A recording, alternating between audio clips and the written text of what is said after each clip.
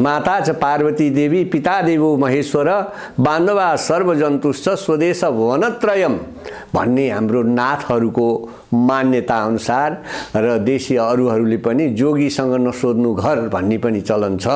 तर यो जोगको प्रथम आदिदेव महादेवको पनि हिमवत खण्ड गौर पार्वतीको स्थल हो र नाथ पन्थको उद्गम स्थल भएको हुनाले अब हाम्रो पनि जन्म यस देशको एकीकरणको मूल थलो भगवान गोरखनाथको उत्पत्ति भएको स्थली गोर्खा दरबारको आसपासमा हाम्रो जन्म भयो र त्यहाँबाट नै अहिले म विभिन्न कार्यवशले म अहिले यहाँ छु। यहाँ चाहिँ कति सालमा यहाँ हजुर आउनुभयो?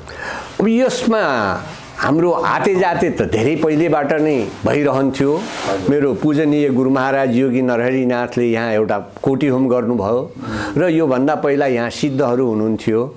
अब देवनाथ सिद्ध हुनुहुन्थ्यो, उहाँले तपस्या गरेर उहाँले काया परिवर्तन गर्न सक्ने समेत सिद्धि यहाँबाट प्राप्त गर्नुभएको र अनि यो अखण्ड धुनी पनि उहाँले राख्नुभएको र त्यसैको उजागरको निमित्त गुरुले कोटी होम गरिसकेपछि त्योभन्दा पहिला पनि हामी आते जाते गर्थ्यौँ भने त्यस पश्चात विभिन्न कालखण्डमा विभिन्न हुरी बतासहरूले यो थलो जुन सिद्ध स्थलोमा अलिकति विकृति आएको हुँदा आजभन्दा लगभग 15-16 वर्ष पहिला म यहाँ आएर यो जुन यसको पूजा आदि कर्म बन्द भएको अवस्थामा यसलाई सञ्चालन पुनर्जागरणको काम गरिराखेको छु अहिले। अनि यहाँ कति सङ्ख्यामा हुनुहुन्छ हजुर?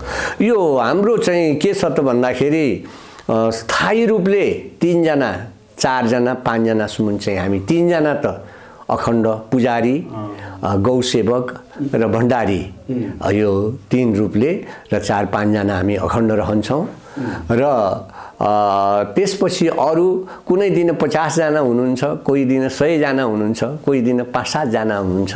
यसको कुनै आउने जानेको कुनै हाम्रो चाहिँ मठमा उ रहँदैन। यसको मौलिक पुराना विषयवस्तु त कुनै समयमा राज्यकै अङ्गको रूपमा रहेको हामीले प्रमाणहरू पाउँछौँ। विगत केही समयमा जुन यसको एउटा विकासको समयमा यहाँ ती चिजहरू पनि थिए। जब देशको टिस्टा काङ्गडाबाट खुम्चिएर मेची महाकालीमा भए यता विभिन्न प्रकारको कालखण्डले गर्दाखेरि अब ती चिजहरू पनि लगभग उथलपुथल भएको प्रसङ्गमा अनि अब यी चिजहरू हुँदाहुँदै पनि पछि भक्तहरूबाट केही दान दातव्य भएका भूमिहरू त्यो आफ्नै भूमिमा पनि त्यसरी भएर बसेको हुनाले यसको अलिकति केही दाताहरूबाट भक्तहरूबाट सिद्धहरूलाई गोरखनाथको पूजा आजाको लागि भक्तहरूले दिनुभएको केही जमिन छ। त्यो लगभग अहिले अनुमानितमा लगभग 120-25 रोपनी जति यो पाखाको धुनीको लागि भएको देखिन्छ भने नित्य नैमित्य पूजाको लागि 5-10 रोपनी चाहिँ खेतहरू पनि छन्। यो नेपालमा यो गोरखनाथ कति ठाउँमा छ होला अन्दाजमा? नेपालमा मात्रै भन्ने हो भने नेपालमा मात्रै। अब यो गोरखनाथको स्थापना प्रत्येक जिल्ला 75 जिल्लामा त छन् नै छन्। एउटा लगभग अर्को नामबाट भएको त्यो पनि हामीले अहिले भेटेका छौँ। उत्तर क्षेत्रको जस्तै अहिले रुबी भ्याली भन्छन् तिब्बतको क्षेत्रमा, त्यहाँ पनि हामीले पुरानो पत्रहरू हेर्दाखेरि गोरख गुम्बा भन्ने चाहिँ अहिले त्यो अभिलेखमा भेटिएको छ भनेदेखि यस्तै अन्य जिल्लाहरूमा पनि कुनै न कुराले थुप्रै नै छ। यो धेरै छ। यो गोरखनाथको प्रकट बारे हजुर यसको इतिहास बारे बताइदिनु। यो गोरखनाथको विषय चाहिँ यो लगभग हाम्रो अति प्राचीन इतिहास पुराण स्कन्द पुराण मा यसको प्रमाण पाइने अवस्था छ। अहिले गोरखनाथ भनेर हामीले अन्य रूपले हेर्छौँ भने अब त्यो प्रमाणको आधारमा शिव र गोरख एउटै रूपको एउटै चिज। तर भेद के त भन्दाखेरि गोरखनाथको अवतार भगवान शिव स्वयं हुँदाहुँदै गोरखनाथ किन हुनु पर्यो भन्ने प्रसङ्ग अब हामीले यहाँ शङ्का लिन सक्छौँ। त्यो विषयमा यो स्कन्द पुराणका केही खण्डहरूमा माता पार्वतीले जब अमर कथा शिवत्व त सदा अमर छ, त्यो कहिले हन्यमान छैन, अन्य छ, अहन्ता छ। र त्यसरी नै पार्वतीले पनि प्रसङ्ग यो राख्नुभयो कि म पनि अजरामर हुनु पर्यो र मैले अमर कथा सुन्न पर्यो र अमर हुनु पर्यो भन्ने प्रसङ्ग भगवान शिवसँग राख्नुभयो।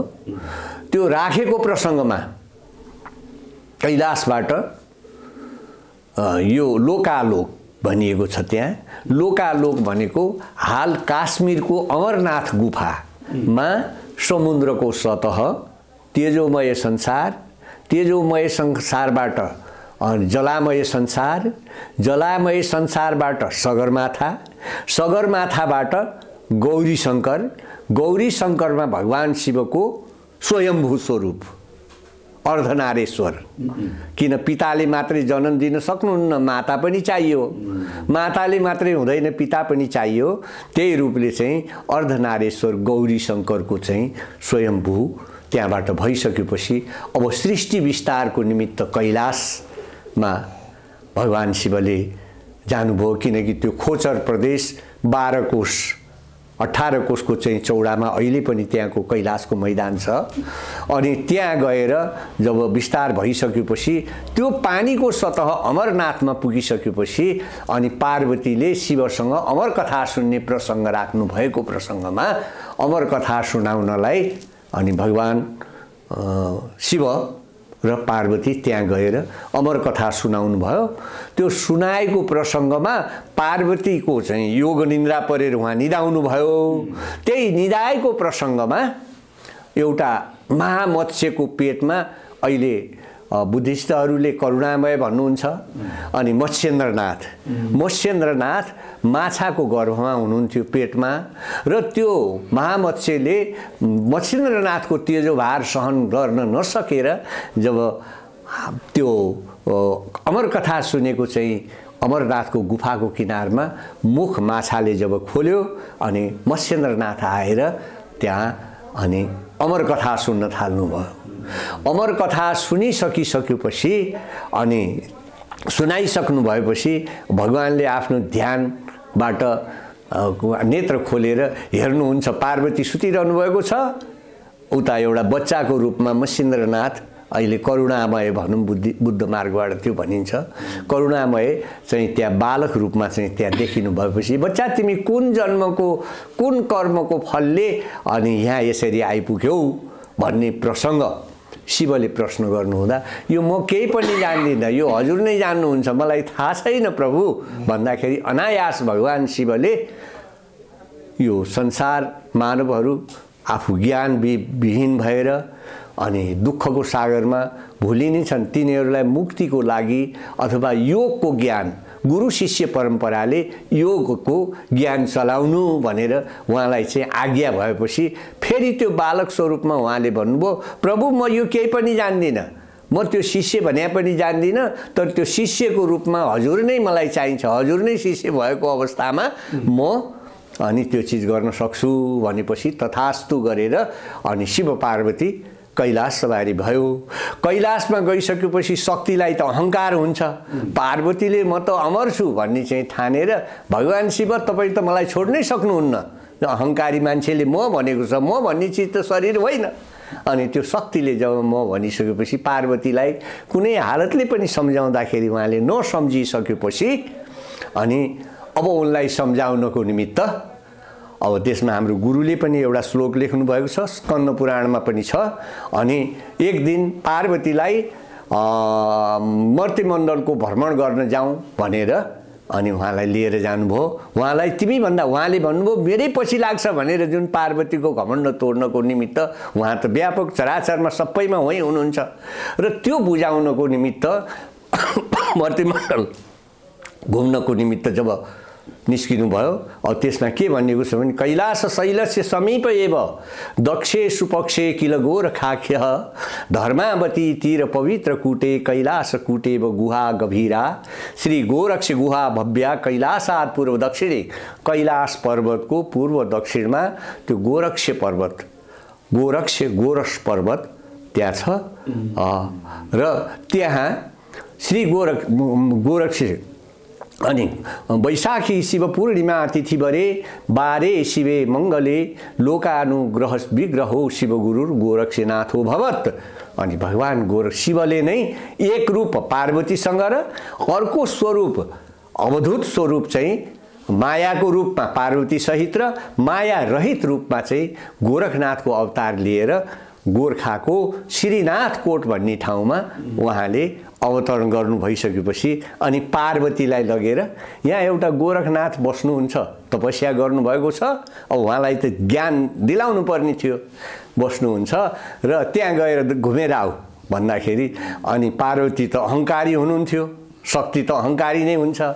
अनि गएर हाम्रो अभिवादन हुन्छ आदेश भनेर चाहिँ पार्वतीले गोरखनाथ बाल रूपमा तपस्या गरेको ठाउँमा जब भन्नुभयो त्यो भनेको बेलामा गोरखनाथ मग्नमा बसेर ध्यानमै लिनु हुनुभयो र केही आदेशको उपदेश नदिनु भएपछि पार्वती झन् उग्र हुनुभयो। यो कुन पाखण्डी हो? ब्रह्मा विष्णु सबैले हाम्रो ध्यान गर्छन् भने यो पाखण्डीले म जस्तो आउँदाखेरि आदेशको उपदेश दिँदैन, यो त को पाखण्डी हो, भस्म गर्छु भन्ने जस्तो पनि उहाँलाई आवेश आइसकेपछि होइन अझै हेर्नु पर्यो भनेर उहाँले ध्यानमा हेर्नु भइसकेपछि अनि शिवलाई नै उहाँ देख्नुभयो। गोरखभित्र नै शिव देख्नु भएपछि अनि उहाँ अनि भ्रमित भएपछि अनि शिवले फेरि गोरखले के भन्नुभयो नि यहाँ अरू केही गर्नु पर्दैन, शिवले त हजुरको खोजी गर्नुभएको छ, तपाईँ जानुहोस् भनिसकेपछि झन् अर्को चाहिँ उहाँको मनको कुरा त्यहाँबाट जागृति हुँदा अरू उत्सुकता भइसकेपछि अनि त्यहाँबाट शिवभाटामा गएर सोध्नुभयो। कले पार्वतीले कसो गोरक्षनाथ हो भाइ, यो गोरखनाथ भने को हो भनेर भन्दाखेरि अनि भगवान शिवले के भन्नुभयो स्वयं ज्योति प्रकाश आत्मा शून्याधार निरञ्जन अहमेवास्मि गोरक्ष मद्रूपम तन्निभूरतः। स्वयं ज्योति प्रकाश आत्मा म कुनै भौतिक रूपमा छैन, आध्यात्मिक ज्योति रूपमा छु म। स्वयं ज्योति प्रकाश आत्मा आधारहीन छ, शून्याधार निरञ्जन अहमेवास्मि गोरक्ष, म नै गोरखनाथ र अनि गोरखनाथ नै म भनिसकेपछि अब त्यो पहिलाको अभिव्यक्ति र त्यसले चाहिँ पार्वतीको चित्त बुझ्यो र चित्त बुझिसकेपछि अनि पार्वती यता जानुभयो। अब अर्को प्रसङ्ग चाहिँ फेरि त्यो अवतार किन त्यहाँ त्यसरी लिन पर्यो? पार्वतीको घमण्ड तोड्ने प्रसङ्गमा मत्स्येन्द्रनाथले गुरु शिष्य परम्पराले मानवको चाहिँ एउटा जुन मानव जीवनलाई यो भवजालमा नै सधैँ दुःख पाउनुभन्दा यो दुःखबाट मुक्तिको निमित्त पनि कर्म गर्नुपर्ने भएको हुनाले अब त्यो पनि शिष्य परम्परा चलाउनु पर्ने भएको हुनाले उहाँलाई आशीर्वाद दिनुभएको थियो र तपाईँ नै मेरो शिष्य हुनुपर्छ भन्ने चाहिँ उहाँको जुन एउटा वरदान माग्नु भएको थियो त्यो रूपमा स्वयं भगवान शिवको नै पुत्र मत्स्येन्द्रनाथ। अब यसको कथानक अर्को छ, भस्मासुरको प्रसङ्गमा जान्छ त्यो। अनि त्यति भइसकेपछि अनि उहाँले त्यो वरदान दिएर योग मार्गको निमित्त त्यहाँ त्यो गोर्खा शैलमा चाहिँ लिनुभएको हुनाले अनि त्यो देशको नाम त्यो ठाउँको नाम गोरखा। गोर्खा भने अहिले पेट पारो कखको खलाई गोर्खा भन्छौँ त्यो होइन, पातलो मोटो पेट पारो ख हुन्छ। गोरसह गो भनेको इन्द्रिय, योग भनेको चित्तका वृत्ति निरोध गर्नु, यी आदि चिज भएको हुनाले गोरसनाथ गोरक्षनाथ। यो वर्षमा कुन कुन समयमा बढी चाहिँ यहाँ चाहिँ पूजा चल्छ? यो विशेष पर्व हाम्रो ओमकार परिवारकै विशेष पर्व भनेको वैशाखी शिव पूर्णिमा तिथिभरि बारे शिवे मङ्गले लोकानुग्रह विग्रहो शिव गुरुर गोरक्षनाथो भवत् भन्ने मैले जुन पहिला भने अनुसार विशेष पर्व गोरखनाथको उत्पत्ति दिवस। त्यो दिवस कस्तो त भगवान बुद्धको पनि त्यसै दिन उत्पत्ति भएको थियो, दुर्गा चण्डी भगवतीको पनि त्यही दिन उत्पत्ति भएको थियो, शिवको पनि त्यही दिन उत्पत्ति भएको थियो, त्यही शिव पूर्णिमाकै दिनमा जसलाई हामी चन्नपूर्ण पनि भन्छौँ। र त्यसै दिनमा त्यो उत्पत्ति भएको हुनाले विशेष हामीले रोट अर्पण गर्ने कार्यक्रम, त्यसलाई विशेष गोरखको पर्वको रूपमा हाम्रो नेपालीहरूको मूल पर्वको रूपमा कसैले शक्तिको पूजा गर्छन्, चण्डी पूर्णी भन्छन्, कसैले शान्तिको पूजा गर्छन्, बुद्ध जयन्ती भन्छन्, कसैले त्यो समष्टिको पूजा गर्छन्, गोरख जयन्ती भन्छन्। अनि त्यो गोरख जयन्तीलाई विशेष पर्व मानिन्छ भने फेरि मङ्गलबार पनि गोरखनाथको त्यो जुन चण्डी पूर्णी परेको दिन मङ्गलबारको बार थियो, त्यो मङ्गलबारको दिनमा पनि रोट काटिने चलन हुन्छ हैन। अनि अरू अब त्यसपछि त भक्तहरूले आफ्नो इप्सित कार्यसिद्धि भएको अवस्थामा जन्मिएको जन्मोत्सवको लागि पनि यहाँ आएर रोट अर्पण गर्ने कार्य हुन्छ र त्यसरी चाहिँ यो गर्छ। विशेष गरेर पर्वको रूपमा त्यो हुन्छ। अन्य हरेक पर्वहरूमा पनि नेपालका सबै पर्वहरूमा उधौली उभौली पर्व दुईटा छ। हाम्रो पहिला त हामीहरू सबै ओमकार परिवारहरूले प्रकृतिको पूजा गर्थ्यौँ हैन। त्यो प्रकृति पूजा अनुसार प्रकृतिको उद्गम अनुरूपको चाहिँ हामीहरूको नाथ पन्थमा पूजा चलाउने पद्धति थियो र अहिले पनि अवशेषको रूपमा छ। अब त्यो साधना त्यो सिद्धि गर्ने चाहिँ परम्परा कालले जब मानिसमा न्यून यो विचार हुँदै गइसकेपछि अहिले लोप प्राय हुँदै पनि गइराखेको छ। तर हाम्रो अहिलेसम्म चाहिँ धानी राखेको परम्परामा यसरी चाहिँ हुन्छ यो रोडको कुरा। यो जुन यो स्थान छ नि हजुर पवित्र स्थान हजुर यो अन्त पनि राख्न सक्थ्यो होला हजुर। तर यहीँ चाहिँ एउटा यो स्थान विशेष पनि हुन्छ नि हैन। हजुर यो कहाँ चाहिँ राख्दा ठिक हुन्छ, कहाँ यसको इतिहासको बारेमा यो ठाउँकै यही ठाउँमा चाहिँ राख्नको कारण त्यस्तो केही छ? अब यो यस्तो छ जुन स्वयं ज्योति भनियो नि। अब हाम्रो कस्तो चाहिँ चलन छ भनेदेखि महान जनौ ये नगता सपन्था, ठुलो मानिसहरूले जहाँ जे कर्म गर्नुभएको छ त्यो क्षेत्र पवित्र हुन्छ। जस्तै कि उदाहरणको रूपमा भगवान बुद्धलाई जब सिद्ध सारङ्गनाथले अहिले विपासना भनिन्छ ध्यानको चाहिँ हठ यो 4 वटा योग मध्येमा सिद्ध सारङ्गनाथले बनारस गादी नदीको किनारमा जुन एउटा ध्यानको दीक्षा दिनुभयो बुद्धत्व प्राप्ति गर्नको लागि। त्योभन्दा पहिला उहाँले पाशव कल्पले भोको बसेर विभिन्न गरेर कर्म गर्नुहुन्थ्यो। अनि आगमको दीक्षा चाहिँ सिद्ध सारङ्गनाथले दिइसकेपछि उहाँ जन्मिनु भएको थियो त लुम्बिनीमा। तर उहाँलाई विशेष उहाँको कार्य विशेष उहाँले साधना गरेर त्यो साधनाको पद भएको हुनाले अब गयामा मानिन्छ भने अब सारनाथमा पनि बुद्धको चाहिँ एउटा स्तूप पछि बनाइयो। र त्यस्तै नै गोरखनाथका इप्सित साधकहरूले साधना गरेको ठाउँमा साधना सिद्धिको लागि उहाँले ज्योति स्वरूपले इच्छा जसलाई दिनुहुन्छ त्यो प्राप्त भएको ठाउँलाई पवित्र मानेर स्थापनाको पनि अवस्था हुन्छ। हो यहाँ एउटा सिद्ध आजभन्दा केही समय पहिला हुन त यो नेपाल यहाँको क्षेत्र यो क्षेत्र मध्येमा रूपाकोट छ, ठुलाकोट छन्। ठुलाकोटमा पनि हाम्रो भैरवनाथजीको नाथको चाहिँ पूजा आजा पद्धति छ।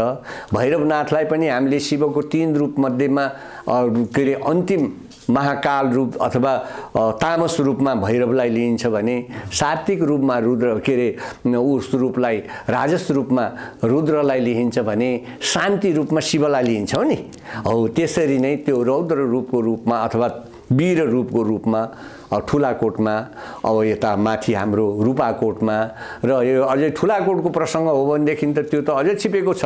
त्यहाँ जुन बेला विदेशी आक्रान्ताहरूले लुम्बिनीसम्म आएर बुद्धको चाहिँ स्तूपलाई भत्काउन लागेको प्रसङ्गमा अल्लाउद्दिन खिल्जीले त्यो बेलामा अब यहाँ विभिन्न कर्म गरेर अनि फेरि नाथद्वारा नै त्यहाँ 8 भैरवको स्थापना गरेर अनि भैरवको त्यो भैरवलाई बलिको व्यवस्था गरेर सुँगुरको चाहिँ बलि दिएर सुँगुरको टाउको लिएर लुम्बिनी जाँदाखेरि मुसलमान भागेर अनि पृथ्वीनारायण शाहले यो असली ओमकार परिवारको देश असली हिन्दुस्तान भनेको यही रहेछ भन्ने कुरा चाहिँ भन्न पाउनुको कारण त्यहाँको चाहिँ त्यो सिद्धिले हैन स्वयं उहाँले त्यो जब सिद्धि दिनुभयो। अब मगरहरू भनिन्छ मगर र शाहहरू एउटै वंश थिए पहिला, उनी तिनै ठकुरीका सन्तान हुन्। इतिहासमा आलमदेवीमा छ।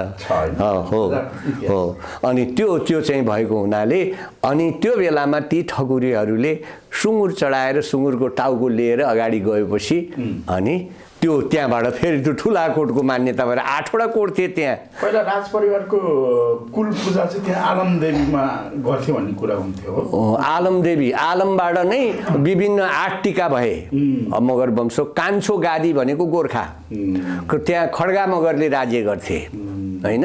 मानसिंह खड्गाहरू त्यहाँका राजा थिए। पछि अहिले कालिदास खड्गा भन्ने पछि भए। त्यो बेलामा तात्कालीन अवस्थामा के भएको थियो त भन्दाखेरि काठमाडौँमा विदेशीहरू जुन हाम्रो ओमकारको परिवारभन्दा इतर धर्मीहरू आएर परिवर्तन, धर्म त कर्म हो, कर्म परिवर्तन भयो भने त्यहाँको अस्तित्व रहँदैन र त्यसरी भएको प्रसङ्गमा अनि एकीकरण गर्नुपर्ने भएको हुनाले अनि त्यो एकीकरणको प्रसङ्गमा अब एउटा चाहिँ शक्तिले एकीकरण गर्यो। यदि एकीकरण नगरेको भएदेखि अहिले हामी नेपाली तमु जे पनि भन्न सक्ने हाम्रो अस्तित्व सायद रहने थिएन होला। अब अर्को विषयतिर प्रवेश गर्न चाहे। हजुर गुरुबा, यो फेरी लाउने परम्परा हजुरको बारेमा चाहिँ यो फेरी लाउने परम्परा यो हजुर भनेको के हो हैन, यसको बारेमा? फेरीको शब्द फेरो लगाउने भन्छन् नि। फेरो यो साधारण हाम्रो लोक भाषामा फेरो मार्नु अथवा त्यसलाई घेर्नु, बार्नु, फेरो लाएर बार्नु भने जस्तै फेरी भन्ने शब्द यो अघि पनि लोकहितको लागि। अब हाम्रो एउटा कर्म छ आगम, एउटा छ निगम। अब तपाईले र गुरुङहरूले, लामाहरूले अब यी जति पनि बोन आदि भन्छन् यो हामीहरू आगमबाट चल्छन्। अब वैदिकहरू वेदबाट चल्छन्। तर त्यो वेदभन्दा जेठो त हाम्रो तन्त्र थियो हैन। त्यो तान्त्रिक कालमा तन्त्रिक विधानले लोक रक्षाको लागि, कल्याणको लागि अनि त्यो कहीँ त्यस्तो आपत्ति पर्यो, त्यो घरमा कुनै रोग व्याधहरू, कुनै दुष्टभूत भनेको दङदारा हुँदैन, भाइब्रेसन हो, बाहिरी भौतिक पृथ्वी जल तेज वायु आकाशबाट विकृति भएको भाइब्रेसनले त्यहाँनिर चाहिँ ग्रह गतिको चाहिँ ऊ हुँदा घरमा झगडा पर्ने, बिरामी हुने आदि रोगहरूबाट अथवा देश, घर, व्यक्ति सबैको स्वस्थताको निमित्त भगवान शिवले बनाइदिनु भएको आगमको यो तन्त्र, यो तिब्बततिर पनि यो पाइँदो रहेछ। त्यहाँ पनि पाइन्छन्। तारानाथ भन्ने एउटा हाम्रो बुद्ध मार्ग, अहिले बुद्ध र के अरे नाथहरू अलग हो, बुद्ध भनेर भन्छन्, उनीहरू हाम्रो भित्रमा पर्छन् बुद्ध मार्गीहरू हैन। किनभनेदेखि बुद्धको अर्थ के अरे बुद्धोसी शुद्धोसी, जुन बुद्ध ज्ञानी, जुन ज्ञानी छ ज्ञानीको नाम बुद्ध भनिन्छ हैन। अनि त्यसले चाहिँ त्यो जुन एउटा फेरीको मन्त्रले त्यो घरमा केही छ भनेदेखि त्यसमा बजाउने कुरा, अब त्यो तन्त्र अनुसार कोही कार्बन तन्त्रबाट लामाहरूले गर्ने फेरीमा चाहिँ हड्डीहरूबाट पनि उनीहरूले फेरी लगाउने तिब्बततिर छ चलन। सजिलो भाषामा बुझ्दाखेरि एउटा लोकको कल्याणको लागि, रक्षाको लागि चाहिँ अनि फेरी, त्यो फेरीमा हामीले नाथले लगाउने फेरीमा चाहिँ के हुन्छ भने कृष्णसार भन्ने एउटा मृग हुन्छ। त्यो मृगको सिङले अनि हाम्रो गुरु दिष्ट जुन मन्त्रहरूद्वारा अनि त्यहाँ चाहिँ फेरी लगाएर अनि त्यसरी अब पहिलाको चलन के थियो भने यो पुरै फेरी लाग्ने चलन, जसलाई आपत पर्यो त्यसले मात्रै लो गुरु मेरो चाहिँ यो गरिदिनु पर्यो भनेर भन्ने चलन थियो। विशेष गरेर यो भूमिमा बाहिरका आक्रान्ताहरूले चाहिँ दृष्टि लगाएर यसलाई चाहिँ समाप्त गर्ने उद्देश्य राखेर दक्षिणतिरबाट पस्न लागेपछि देशको पनि रक्षा गर्ने हिसाबले अनि पछि अहिले चाहिँ सबै ठाउँमा गर्ने चलन चाहिँ केही पछिबाट भयो। अघि चाहिँ के थियो त, जसलाई आपत पर्यो लौ गुरु महाराज यो गरिदिनुहोस् भन्ने चलन थियो भने अनि पछि चाहिँ अब देश त जोगाउनु पर्यो, धर्म जोगाउनु पर्यो, समाज जोगाउनु पर्यो हैन। अब यो जति पनि फेरि कर्म राति नै लगाउने किन त भन्दा राति लगाउनुको अर्थ जति पनि द्रोही काम गर्नेहरूले दिनमा त गर्दैनन्, रातिमा आउने भएको हुनाले त्यो दुष्टि बाहिरी दुष्टि चित्त र अनि त्यो दुष्ट भूतको पनि निवारणको लागि अनि व्यापक अनि सबै ठाउँमा लगाउन सक्छ। कति बजेदेखि कति बजेभित्र चाहिँ 11-12 बजेबाट लिएर अनि मान्छे 9-4 बजेसम्म चाहिँ यो लगाउने छ।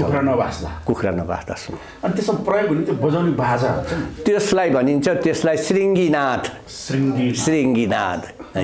केबाट बनेको हुन्छ? त्यो एउटा मृग हुन्छ विशेष, त्यसलाई कृष्णसार पनि भन्छन् हैन त्यो कृष्ण सारको चाहिँ सिङ हुन्छ त्यो अब त्यसमा अहिले तपाईहरुले जुन हाम्रा विषयवस्तुहरुको अब हिजो त श्रुति र अनुभवले मात्रै भनिन्थ्यो भने अहिले त हामीलाई विज्ञानले पनि प्रस्ट्याउने ठाम दिएको छ त्यो ब्याक्टेरियाहरुलाई त्यसको आवाज पर्यो भने जहाँसम्म त्यो आवाज परेको छ त्यो दुष्ट भूतहरु दुष्ट भाइब्रेसनहरुलाई चाहिँ मेटिन्छ भने शंखले भन्दा यसले शंखले 2 कोष परको चाहिँ ब्याक्टेरियाहरुलाई त्यसले चाहिँ नाश गर्छ भने यसले 12 कोषसम्मको चाहिँ त्यो बजेको चाहिँ जान्छ भन्ने पनि पुरानो मान्यता थियो।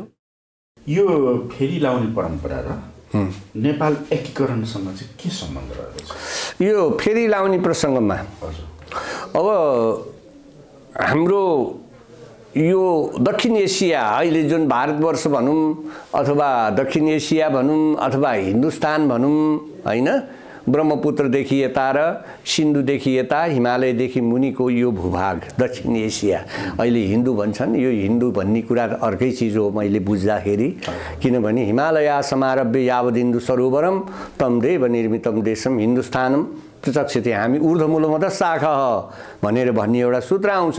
हाम्रो मानवको उत्पत्ति माथि थियो माथिबाट बिस्तारै तल झर्दै गयौं तल गएर हिमालबाट इन्दु सरोवर भनेको कन्याकुमारीसम्म चाहिँ यो ओमकार परिवार त्यहाँ पुग्दाखेरि अनि हामी कहाँबाट आयौं त हिमालयबाट कहाँ आइपुग्यौं त सागरमा हो त्यो शब्दलाई जताउने थियो भने अनि यहाँ जब विदेशीहरूले यो मानव संस्कृतिलाई संस्कृति तीनटा छ एउटा देव संस्कृति एउटा दानव संस्कृति एउटा मानव संस्कृति देव संस्कृति दानव संस्कृति मानव संस्कृति अब देव संस्कृति भनेको आध्यात्मिक संस्कृति भयो दानव संस्कृति भनेको भौतिक संस्कृति भयो मानव संस्कृति भनेको देव दानव र मानवलाई सन्तुलन गरेर सामाजिक एउटा स्थितिलाई समन्वय गर्ने चाहिँ अर्थमा मानव संस्कृति त्यो महादेव मनु मानव हैन यसरी यो मानव तीन आधार भयो। अब देव संस्कृतिका चाहिँ पर्वतलाई हामीले के रे बृहस्पति भनेर भनिन्छ भने दानव संस्कृतिका पर्वत मध्येमा शुक्राचार्यलाई मानियो त्यस्तै मानव संस्कृति देव संस्कृति भएको हुनाले महादेवबाट नै हाम्रो मानव संस्कृति यो बीचमा धार भयो हैन अनि यसरी यो दुईटा संस्कृतिको चाहिँ परिस्थितिले कोही समयमा जब असन्तुलित भइसकेपछि अब भौतिक त उनको रचना हो तिनीहरू पनि बाँच्नु पर्छ तर भौतिकवादीहरूले अध्यात्म तत्त्वलाई छोडेर मानवतालाई पनि हनन गरिसकेपछि जुन एउटा निर्माण र विकास गरे त्यो विकासको चीजले अर्कालाई हत्या गरेर आफू बच्ने काम गर्न लागेको बेलामा हैन किनभने सर्वे भवन सबै बाँच्नुपर्छ शान्तिसँग बाँच्नुपर्छ कर्म गरेर खानुपर्छ भन्ने विषयवस्तुलाई अनि गर्नुपर्ने यो हाम्रो संस्कृति थियो भने अनि फेरि त्यही संस्कृतिले चाहिँ आएको अवस्थामा एकीकरण गर्नुपर्ने ओमकार परिवारको यहाँ बुद्ध हिन्दू भन्दा पनि ओमकार परिवारको हामी सबै ओम माने पेमे भन्ने पनि ओम मान्छौं ओम नमः शिवाय भन्ने पनि ओम मान्छौं ओम विष्णुवे नमः भन्ने पनि त्यसलाई मानिएको छ त्यो सन्तुलित गर्नलाई आवश्यक जुन यसलाई फुटाउने चाहिँ परिस्थिति परेको हुँदा अनि अब त्यो सबल नभइकन संघीय शक्ति कलौ यो पाँच अमला अलग भयो भने त जसले नि भाँचिन्छ यो सबैलाई जेठो अमला कान्छो अमला सबै अमलालाई बलियो भयो भनेदेखि त सबै अड्छ भन्ने चाहिँ अब उहाँहरूको केही आशयमा उठिसकेपछि अनि त्यसैको सन्दर्भलाई अगाडि बढाउनको निमित्त पृथ्वीनारायण शाहले एक गर्नुपर्ने चाहिँ उद्देश्य देखिसकेपछि त्यसमा पाँडे पन्थ अर्याल खनाल राणा बोहरा गुरुङ मगर आदि सबै भएर अब त्यहाँ जुन बेलामा भक्तपुरमा केही पाश्चात्यहरू चाहिँ बासगोडी गामा पश्चात आएर त्यहाँ पसिसकेको चाहिँ इतिहासको कालखण्डले देखाउँछ। अब त्यो चीजले जुन हाम्रो मानव संस्कृतिमा चाहिँ असर नपरोस् र हामी सबल भएर आफ्नो चाहिँ मातृभूमि आफ्नो सनातनलाई गर्ने भन्ने प्रसंगमा अब 3-4 पटकसम्म द्रव्य शाहदेखि लिएर नेपाल काठमाडौँलाई चाहिँ के रे लिने प्रसंगमा चलिसकेको हाम्रो नेपालका कुनै पुरानो अभिलेखमा तपाईहरुले भेट्न सक्नुहुन्छ र त्यो चाहिँ केही नभइसकेपछि अन्तिममा बाबा गोरखनाथ शिवको चाहिँ अनुष्ठान द्रव्य शाहदेखि लिएर आएर पृथ्वीनारायण शाहको समयमा गरिसकेपछि उहाँको आशीर्वादले अनि अब पृथ्वीनारायण शाह अब भगवती उसलाई सल्यानकी भगवतीलाई कुलो काटेर गुठी खेत दिने बहानाले त्रिशुली नदीदेखि यतापट्टि खिन्चेतको कुलो काट्न लागि बक्सियो र त्यहाँनिर चाहिँ फेरि अब त्यो त्यहाँको त्यो शक्ति जुनले प्रवेश गर्न एकीकरण गर्न नसकेको प्रसङ्गमा अगाडि नुवाकोटमा एउटा सङ्खे चौतारो भन्ने छ, नुवाकोटको साततले दरबारभन्दा उता। अनि त्यहाँनिर गएर त्यो जुन सिङ्गीनाथ चाहिँ उहाँले 12 बजे सिङ्गीनाथ पहिलो चाहिँ यो फिर्ने चाहिँ परम्पराको चन्द्रनाथ भन्ने यो लमजुङबाट बाहुन डाँडाबाट गएका अनि त्यो आशानाथ भन्ने नाथजीका सन्तति अथवा ती घिमिरे परिवार हुन्। अनि तिनले चाहिँ त्यहाँ गएर अघिल्लो फेरी लगाएपछि जयन्त भन्ने माथि बस्थे हैन।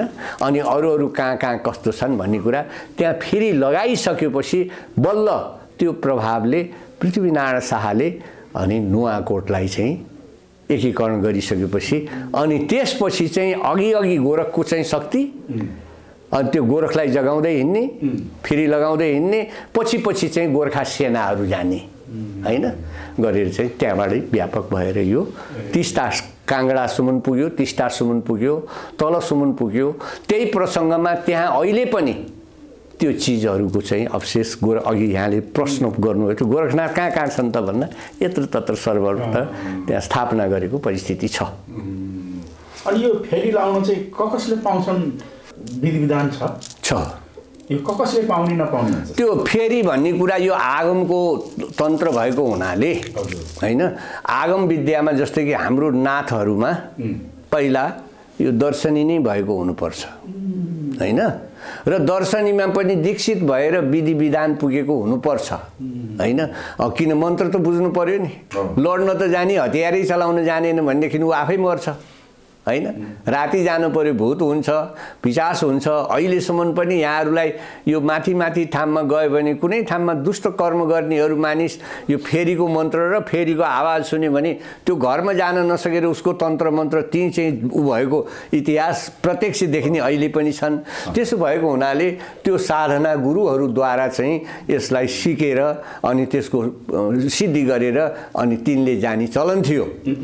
पछि अब प्रसङ्गवश जब कुइरेहरू दक्षिण भारतबाट चाहिँ प्रवेश नेपालमा जित्न सकेनन् गोर्खालीहरूलाई, जित्न नसकिसकेपछि के छ यहाँ कारण भनेर मेकाले जब यहाँ पसिसकेपछि अनि यी रहस्यहरूलाई कतै न कतै सूत्र पाएपछि अनि हाम्रो बोन संस्कृति, तन्त्र संस्कृति, मन्त्र संस्कृतिमाथि अप्रत्यक्ष रूपले चाहिँ गरेर अहिले लगभग हतप्राय बनाइसकेर शेष मात्रै छ। यसलाई जगाउनको लागि यहाँहरूले जुन काम गर्नुभयो त्यो हाम्रो सनातन बचाउने चाहिँ यो उद्देश्य हो। त्यो मैले बुझेअनुसार र मेरो गुरुले भनेअनुसार र वर्तमानले देखाएअनुसार पनि यो अवस्था भएको हो। यो अहिले फेरि चाहिँ अहिले वर्षको कुन महिनामा? यो खास गरी पहिला मैले भने फेरि जुनै पनि यसरी हिँड्ने चलन थिएन, हिँड्ने चलन त्यहाँबाट भयो। पहिला अब तपाईँको घरमा अप्ठ्यारो भयो, लो गुरु महाराज, लो लामा, तपाईँले लामा भन्नुहुन्छ भने हामी गुरु भन्छौँ। अझ फेरि हामीलाई उता मुसलमानले नि मान्छ, मुसलमानले हामीलाई के भन्छ त पिरजी महाराज भन्छ हैन, उसले नि मान्छ। अनि फेरि फकिरहरूले के भन्छ त के अरे हिन्दूका गुरु मुसलमानका पीर फकीर भनेर उनीहरूले एक थरी मुसलमानले त्यसरी मान्छ। कार्तिक र चैतमा हो। अनि त्यसपछि अब यो फेरि चाहिँ कार्तिक र चैत। कारण किन यो कारण चैत चाहिँ के भयो त भन्दा जब एकीकरण गरे हाम्रो झागल गुरुङ, मानसिंह रोका, वीरभद्र पाठक र विभिन्न भएर चाहिँ यो एकीकरण जस्तै त्यो बेलामा अहिले विदेशीहरूले हामीलाई फुटाउनु यो चाहिँ आफ्नो दौलत र आफ्नो मोज मजाको लागि चाहिँ यो राजाले एकीकरण गरेको हो भन्ने कुरा चाहिँ अहिले कतिपयहरूले भनिराख्छन् भनेदेखि त्यो थिएन। त्यो बेलाको मूल उद्देश्य भनेको हाम्रो आफ्नो संस्कार र संस्कृतिलाई बचाउनको निमित्त। अब त्यसको प्रत्यक्ष छ। काठमाडौँमा कतिपयले केही भन्छन् भने काठमाडौँमा त पहिला त्यो काठमाडौँकी भगवती कुमारीले नै पृथ्वीनारायण शाहलाई टीका लगाएर भित्राएको हो नि। त्यो त अहिलेसम्म पनि त्यो चलन छ नि। त्यो संस्कृति र त्यो संस्कारलाई रक्षाको निमित्त एकीकरण आवश्यकता थियो। त्यो आवश्यकताको निमित्त शिव र शक्तिबाट चाहिँ त्यो प्राप्त भयो। प्राप्त भइसकेपछि पश्चात पश्चिम किल्ला काङ्गडा, पूर्वमा टिस्टा पुगिसकेपछि अनि अब राजाले एक तिरो अनि गोरखनाथको लागि दुईटा तिरो चैत्र कार्तिकमा चाहिँ अब यो बेलामा यसो विकृतिहरू पनि हुने रोग ब्याध पनि फैलिने भएको हुनाले चैत्र कार्तिकमा चाहिँ त्यो फेरी लगाउने चलन थियो हैन। अनि त्यो चैत्र कार्तिक महिनैभरि, किनभने त्यो चाहिँ के हुन्थ्यो त भन्दा त्यो फेरी लगाउने जोगीले खानी पनि त्यसमा पुरानो लाल मोहरहरू छन्। त्यसमा फेरी लाउने जोगीको लागि दस्तुर भनेको त्यो बेलामा जुन बेलामा एक दिनभरि काम गर्ने मजदुरा 2 पैसा भएको बेलामा त्यो फेरी लगाउन जानेलाई एक घरबाट 4 पैसा, 1 माना चामल सिधाएर अनि आफ्नो घरमा भएका सम्पूर्ण जीवन्त सरसामानहरू अनि त्यो दिने। त्यो दिएको प्रसङ्गमा 1 माना चामल र 4 पैसा चाहिँ फेरी लगाउने जोगीले लैजाने र त्यो बाँकी चाहिँ अन्न मठहरूमा। अब त्यो बेलामा अब राष्ट्रको लागि, धर्मको लागि, मानवताको लागि काम गर्ने मान्छेलाई त होटल थिएन, लज थिएन। अनि जति पनि मेचीबाट महाकाली तिस्तासम्म पुग्दाखेरि अनि उनीहरू आएर यहाँ खाने, देश धर्म संस्कृति मानवताको लागि रक्षा गर्नेले अनि त्यही जनताले दिएको फेरीको चाहिँ चिजले खानको लागि अनि यो मठमा राख्ने। र त्यो कुन मठले त भन्ने कुरा मण्डली भन्ने चाहिँ 4 मठ 4 ठाउँमा थिए। अब यो कार्तिक र चैतमा लाउने फेरी र यो दशैंमा नवदुर्गाको बेलामा चाहिँ फेरि राति त्यसरी नै बजारै हिँड्छ नि फेरि जस्तै, त्यसमा के अन्तर छ?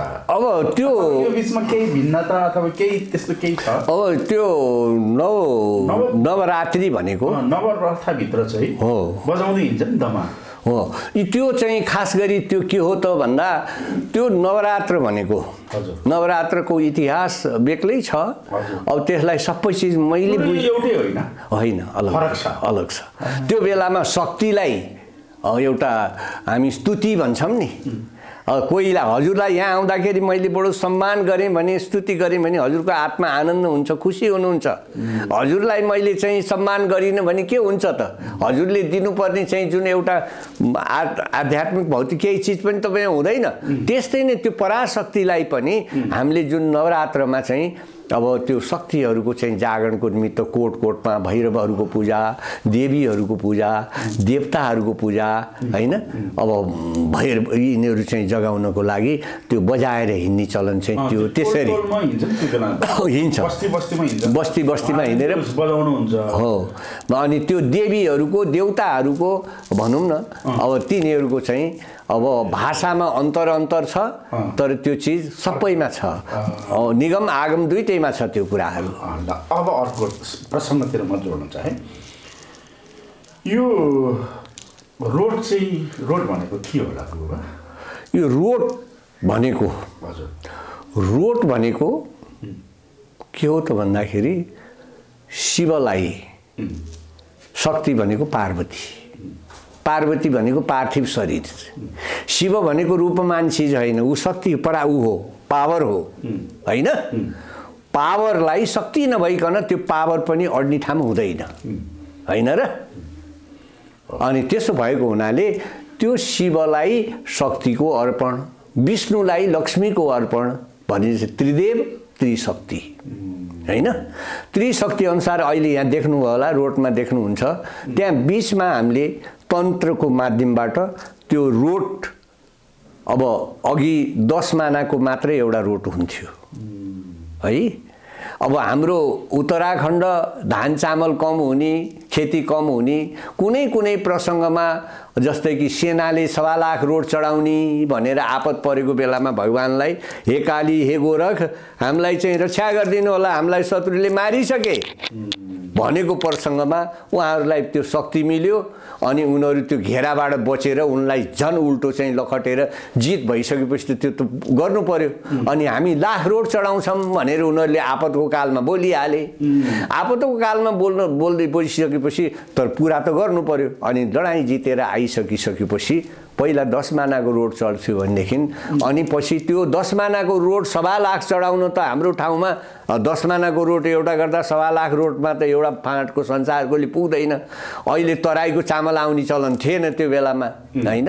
अनि त्यसपछि 10 मानाको साटो 1 मानामा झारे, 1 मानामा 10 मुठी हुन्छ हैन। अब फेरि 10 माना पनि अझ नपुगिसकेपछि घिउमा बनाउने चलन छ, त्यहाँ देख्नुभयो होला। त्यो घिउमा चलाउनु, फेरि त्यसको दशांश 10 मुठी, एक मुठीमा 10 चिम्टीको एक मुठी भनिन्छ, 10 मुठीको एक माना भनिन्छ है। अनि यसरी यो प्रकारले चाहिँ यसरी पछि बनाएको। अब यसमा गाईको घिउ, गाईको दुध हो, त्यही त मैले त्यो रोटमा पर्ने चिजहरू। अब अघि त हाम्रो यहाँ गहुँको कम उत्पत्ति हुन्थ्यो, चामलको पिठो, अनि गाईको घिउ, शुद्ध गाईको घिउ, शुद्ध गाईको दुध हैन, नरिवल छोराहरू पनि पछि आयो होला नि, त्यहाँ यस्तो बदामहरू र अनि सोफहरू हैन, यिनीहरू चिज राखेर मरिचहरू राखेर चाहिँ त्यो बनाइन्छ। र अघि खास गरी सेनाहरूमा पनि अब अघि रासनको चलन थिएन, एकीकरणको सन्दर्भमा अनि यस्तै रोड चाहिँ खोल्तीमा हालेर पनि हाम्रा सेनाहरूले चाहिँ लड्न जाने परिस्थिति थियो हो त्यो बेलामा पनि। अनि त्यसरी चाहिँ यसमा यो भुग्रामा जुन हामीले राखियो नि, यहाँ पातसात केही रहँदैन, त्यो औषधिमय हुन्छ। किनभनेदेखि यहाँ त हामीले अमृतादि चिज र राम्रो राम्रो औषधिमय चिज मात्रै जलाएका हुन्छौँ धुनीमा। अनि त्यो धुनीमा त्यसको भएको क्षार तत्त्व जब हामीले त्यो रोटलाई बनाएर त्यहाँ राख्यौँ भने त्यो खरानीमा भएको तत्त्व त त्यो रोटले सोचेको हुन्छ, त्यसले गर्दा औषधि पनि हुने हुन्छ। त्यो कति प्रकारको हुन्छ रोट?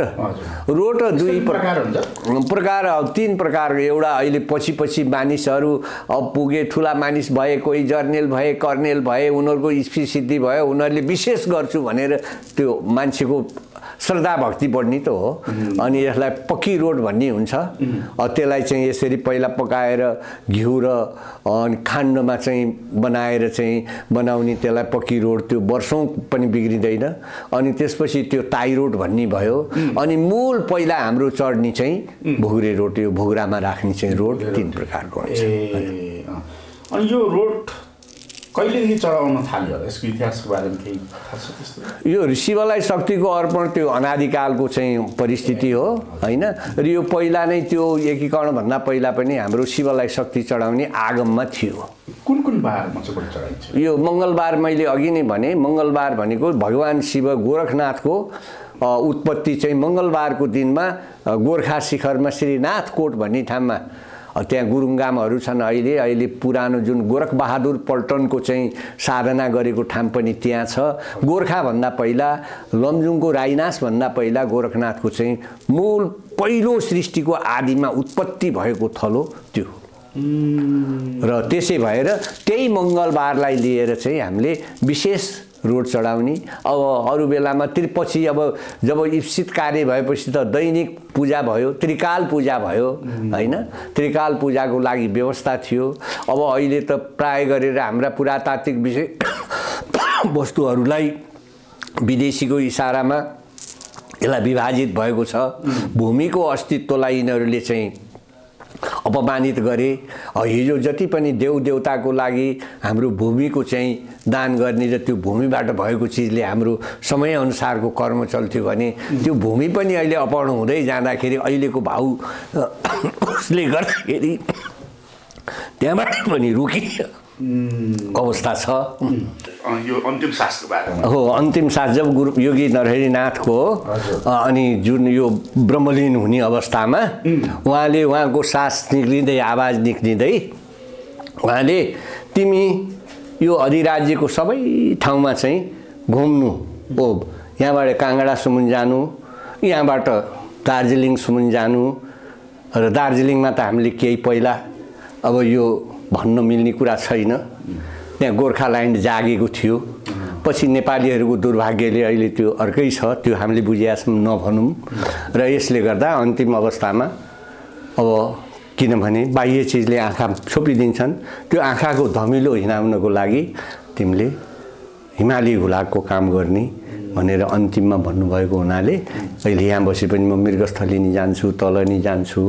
अब अरू ठाउँमा पनि अहिले त्यो आलमको लागि पोहोर, तिमीले जबसम्म तिम्रो कुलमूल सम्झिँदैनौ भनेदेखि तिमीलाई कुलमूलले पनि सहँदैनन् भनेर अब तिनीहरूले पनि अब त्यहाँ पनि भयो है। अनि अन्य ठाउँमा पनि जाने चाहिँ परिरहेको हुनाले त्यसले अब के छ त भन्दाखेरि अब हाम्रो त यो ऊ नै भयो, कसले के ऊ गर्ने, चिसो लाग्छ, विभिन्न हुन्छ। त्यसैले गर्दा आज मलाई केही दिन बाहिर गएँ अस्ति जनकपुरतिर उतातिर गएको थिएँ चिसो लाग्दो यो बुढो भइसकेपछि अहिले 80-82 वर्षको उमेर भयो अहिले त्यो के हातमा चिसो भएपछि पनि त्यो चिसो भित्र तान्दो रहेछ तपाईँहरूको यो गुरुबा अनि यो गुरुजी यो कानको यो जुन हुन्छ नि त्यो पनि मैले छुट्टा छुट्टै फरक देखेँ मैले यहाँ यसको नि प्रकार हुन्छ कि के हो होइन यो नि माटाको पनि लगाउने चलन हुन्छ गैँडाको खाकको पनि लगाउने चलन हुन्छ छालाको पनि लगाउने चलन हुन्छ हिराको पनि चलन हुन्छ रत्नहरूको पनि हुन्छ बेलोरको पनि हुन्छ यसैको लगाउनु पर्छ भन्छ छैन तर यसमा चाहिँ के छ त भन्दा उत्तम माटोको मानिन्छ माटी दर्शन ज्ञान छाजे पृथ्वी तत्त्व त्यहाँ हुन्छ त्यो पृथ्वी तत्त्वले अब यो चिर्नी भनेको यो कुण्डल साँच्चै यो चिर्नको कारण चाहिँ के हो गुरु अब सबैभन्दा छ ठुलो विज्ञान छ यसमा है त्यसमध्येमा मैले अघि भने नि 3 धार मध्येमा हाम्रो मानव धारमा बसेको ओमकार परिवारको यो पहिचान पनि हो है तर पहिचान भनेर यो जुन विज्ञान नभएको धर्म हुँदैन हैन कर्म हुँदैन र त्यो अज्ञानले गरेको चिज त्यो पाखण्ड हुन्छ अखण्ड रहँदैन र त्यसै भएर हामी ओमकार मान्नेहरू माथिको कैलाश पर्वतको ओम माने पेमे होम भन्नेदेखि लिएर ओम सत श्री अकाल भन्नेसम्म जसले ओम मानेको छ तिनीहरूको यो पहिचान हो यो किन त यसमा विज्ञान छ गोरख तत्त्व छ यसमा गो भनेको योग चित्तवृत्ति निरोध योग सम्बन्धी विशेष एकाग्र योग भनेको के हो त योग भनेको जोडिनु हैन चित्तका वृत्तिहरूलाई निरोध गरेर पराशक्तिलाई चाहिँ सहस्रारमा बौद्धिक ग्रन्थमा जसलाई अहिले कुण्डलिनी जागरण भनिन्छ नि कुण्डलिनी जागरण कुन बेला हुन्छ त जबसम्म हामी एकाग्र हुन सक्दैनौं त्यो एकाग्रताको लागि हाम्रो ओमकार परिवारको सबै नाथ परिवार आरौ नाथमयी सृष्टि अनि अब अहिले हामी धेरै विकृतिमा गएका छौं हामी जात जाति भनेका छौं हाम्रो नाथ दर्शनले मान्छेको जात मान्छे भन्दा अर्को होइन प्रकृति र हावापानीको भेदले उसको रूप रंग अनेक हुन सक्छ तर मान्छेको जात मान्छे भने जस्तो अनि त्यो मानव संस्कृतिमा यो जुन ज्ञान तन्त्र सुषुम्ना भन्ने खगोल तन्त्रको जागरणको निमित्त एकाग्रताको निमित्त तपाईलाई भने गुरुङहरू अहिले पछि कुबेरका सन्तति गुरुङहरू अब यो के त उनले भगवान शिवको तपस्या गरेर अनि उनले आगममा गइसकेपछि उनको नाम अलकानाथ पनि भयो हैन अनि त्यसको पहिचान तपाईहरु गुगल लगाउनु हुन्छ नि अब जस्तै कि अहिले यो हामीले लगाछौं नि यो हैन यो त 2000 वर्षको कुरा यो माथि ठुलो लगाउन थालेको हैन 2000 वर्ष पहिला नत्र तपाईहरुको त्यो गुगल जस्तै उहाँको पनि कान छेडेको छ नलगाउनु भएको मात्रै हामी ओमकार परिवारहरुको पहिचान हो अब यो ओमकार परिवारबाट फेरि विकृति भएर गएको एउटा छिट्टाको पहिचान के आयो त भन्दा मुसलमान बने मुसलमानको लिङ्ग काट्छन् उनको पहिचान हामी ओमकार परिवारको ओमकार सनातनीको पर्णवेद हुन्छ हाम्रो पहिचान यो हैन हो तर यहीँबाट एउटा छिट्टा निस्केर गइसकेपछि उनीहरुले लिङ्ग काट्छन् हैन अब त्यहाँबाट पनि अर्को छिट्टा गइसकेपछि जेरुसलेममा पुगिसकेपछि अनि उनीहरुले घाँटीमा पासो र अनि क्रुस जुनाउँछन् यो पहिचान हो अनि हामी ओमकार परिवारको यो किनको लागि यो विज्ञान छ यसले जुन एकाग्रताको लागि यो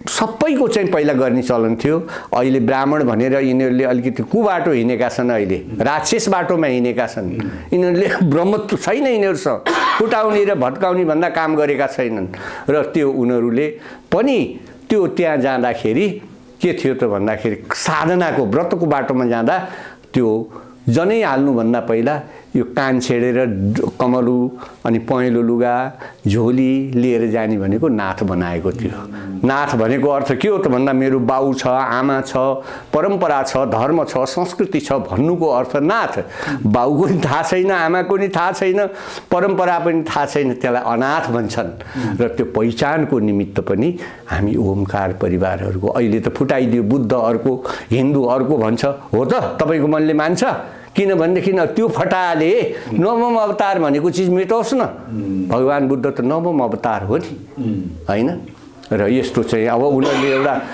प्रकृतिको भेदले मान्छेलाई छुट्याउने अहिले भइराखेको छ यही नै एउटा आसुरी तत्त्व हो धन्यवाद यहाँले जुन हाम्रा जरामुराहरूलाई पुनर्जागरणको निमित्त जुन एउटा खोजी र जनताले भुल्न गइरहेको प्रसङ्गको विषयलाई पुनर्थालनी गर्न यहाँ यो सुरु गराउनु भयो। यसको लागि भगवान गोरक्षनाथको तर्फबाट यहाँलाई धेरै धेरै धन्यवाद र साथै यो सुन्नुहुनेहरूलाई पनि हाम्रो यो कहिले पनि कसैसँग शिर नढलेको गोरक्ष जातिले अब यो हाम्रो अनादिकालदेखिको जुन अस्तित्व हो यसलाई फुटेको भाइ जुटेर सबै छुटेको मिलाउँ भन्ने हाम्रो पूज्य गुरु महाराजजीको आवाज जस्तै हामी जसरी अहिले 100औं थुङ्गा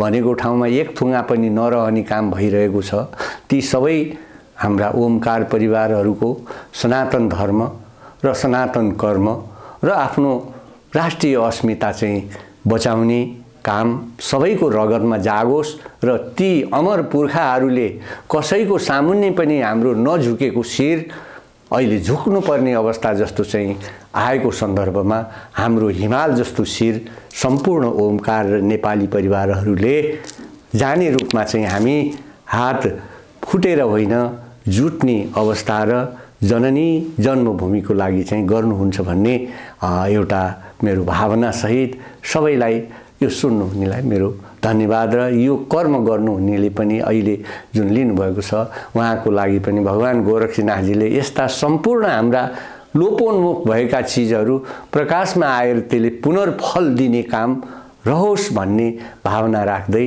जय गोरख, जय देश, जय मातृभूमि, जय ओमकार परिवार।